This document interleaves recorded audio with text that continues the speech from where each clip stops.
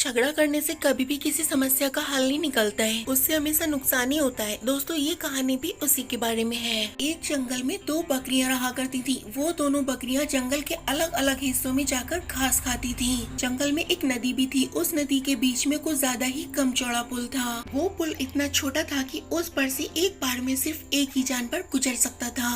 एक दिन हर रोज की तरह ये बकरियां जंगल के अलग अलग हिस्सों में घास खाने जाती हैं। वापस आने का समय दोनों का एक ही हो जाता है। ये दोनों बकरियां नदी पार करके जंगल के सारे हिस्से में जाना चाहती थी। ये दोनों बकरियां एक ही समय पर नदी के पुल पर थी। पुल की चौड़ाई कम होने की वजह से दोनों में से सिर्फ एक ही बकरी एक बार में गुजर सकती थी। लेकिन उन दोनों बकरियों में से कोई भी बकरी पीछे हटने के लिए तैयार नहीं थी। पहली बकरी ने कहा, सुनो, तुम मेरे बाद ये पुल पार कर लेना, मुझे पहले पार करने दो। दूसरी बकरी ने पहली बकरी को जवाब दिया कि नहीं, पहले मुझे पुल पार कर लेने दो, उसके बाद तुम पुल पार कर लेना। इतना बोलते बोलते दोनों बकरियां पुल के बीच में जा पहुंचती हैं। दोनों बकरियां एक दूसरे की बात से बिल्कुल भी सहमत नहीं थी। के बीच में झगड़ा शुरू हो जाता है। पहली बकरी कहती है कि पुल पर पहले मैं आई थी, इसलिए पुल को पहले तो मैं ही पार करूंगी। तभी दूसरी बकरी बोलती है कि नहीं, तुमसे पहले मैं आई थी, इसलिए पहले पुल मैं पार करूंगी। झगड़ते झगड़ते ये दोनों बकरियां ये भूल जाती हैं कि वो दोनों कितने कम चौड़े पुल पर खड़ी थी। दोनों बकरियां झगड़ते झगड़ते ही अचानक से नदी में गिर जाती हैं। नदी काफी गहरी थी और उसका बहाव भी तेज था, इसलिए वो दोनों बकरियां